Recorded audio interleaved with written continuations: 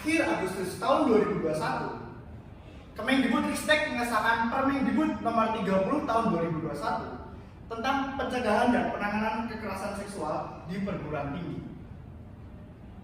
Peraturan yang krusial. Karena pada saat itu kita menghadapi situasi darurat kekerasan seksual di lingkungan kampus. Dan di Indonesia, di negara tercinta kita ini, belum ada aturan yang memadai yang mengatur tentang kekerasan seksual, terutama di lingkungan kampus.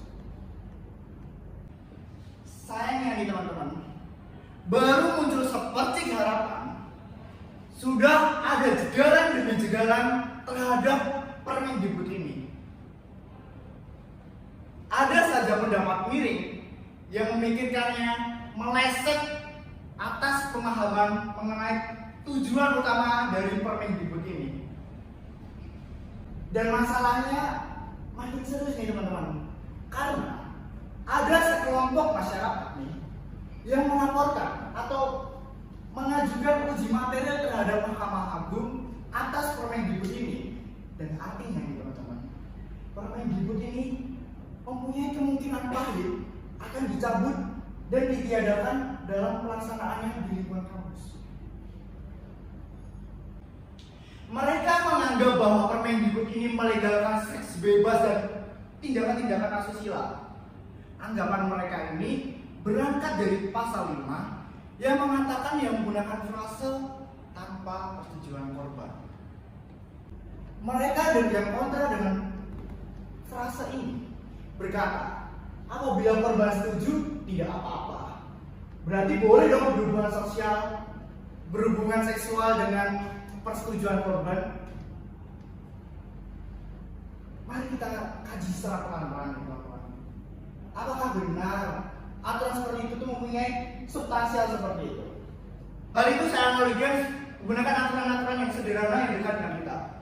Mengenai aturan lalu lintas. Aturan mengenai tidak boleh mengendarai motor apabila tidak menggunakan helm. Nah, lantas apakah aturan tersebut memperbolehkan kebut-kebutan apabila menggunakan helm? Apakah tiba-tiba kita dirasa boleh menjadi Valentino Rossi memperlakukan Jalan Sudirman Jogja sebagai sirkuit MotoGP Mandalika? Tidak kan teman-teman? Maka ada regulasi atau aturan lain yang mengatur hal tersebut di luar peraturan tersebut. Jadi kompleksitasnya itu sulit untuk disatukan antara permasalahan mengenai kekerasan seksual dan tanpa persetujuan korban tadi. Aturan Permendikbud nomor 30 tahun 2021 memiliki substansial mengenai kekerasan seksual. Kegiatan seksual yang berlandaskan tanpa persetujuan. Apakah lantas otomatis kegiatan seksual dengan persetujuan korban diperbolehkan? Tidak. Tapi apakah itu juga diatur dalam Permendikbud 30? Tidak, karena perlu ada aturan lain untuk mengaturnya, saling melengkapi dalam hal ini. Misal memakai KUHA, misal memakai kode etik kampus. Karena kedua perkara itu mempunyai alam bahasa yang berbeda, teman-teman. Jadi apabila dirumuskan dalam konteks satu regulasi saja itu susah dipertemukan kompleksitasnya gitu. Nah, tadi kita berbicara mengenai kontroversial atas frase tanpa persetujuan korban.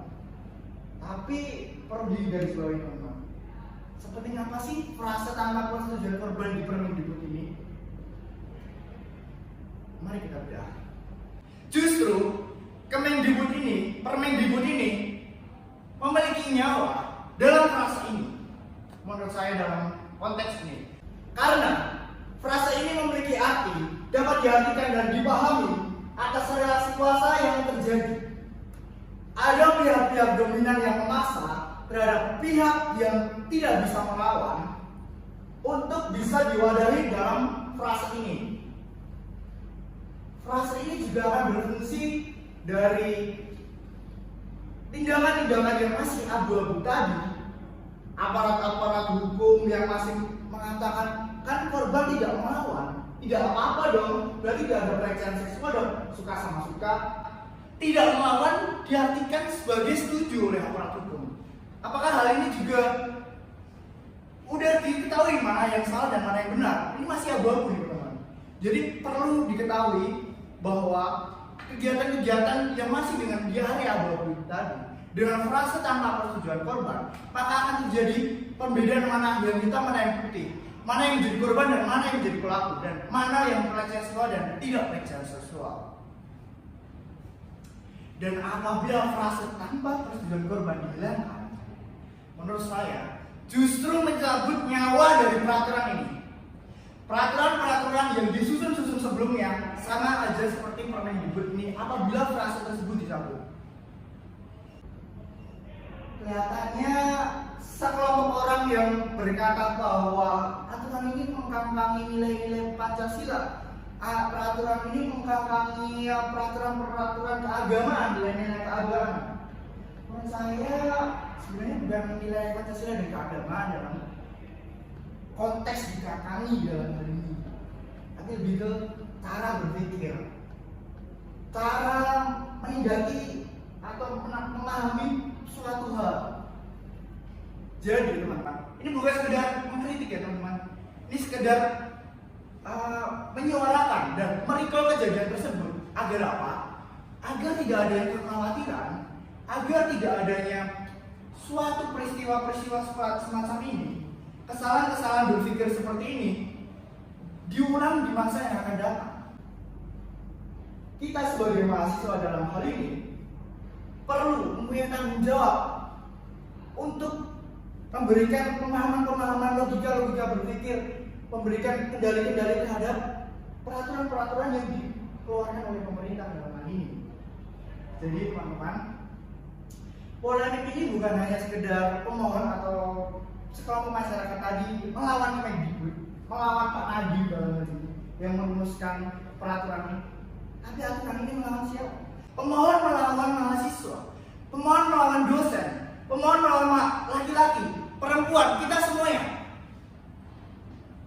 Jadi perlu dipahami teman-teman bahwa semua peraturan yang mengatur kita tidak hanya bisa mengatakan kok aturannya seperti ini dan lain sebagainya apabila kita sendiri tidak mempunyai awareness.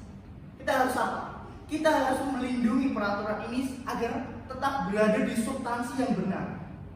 Dengan substansi yang benar, mari kita juga mengawasi peraturan ini diimplementasikan di proses hukum yang adil. Jadi, mari kita satukan suara bersama-sama satu irama untuk peraturan ini. Saya Prima dari Universitas Gadjah Mada. Terima kasih.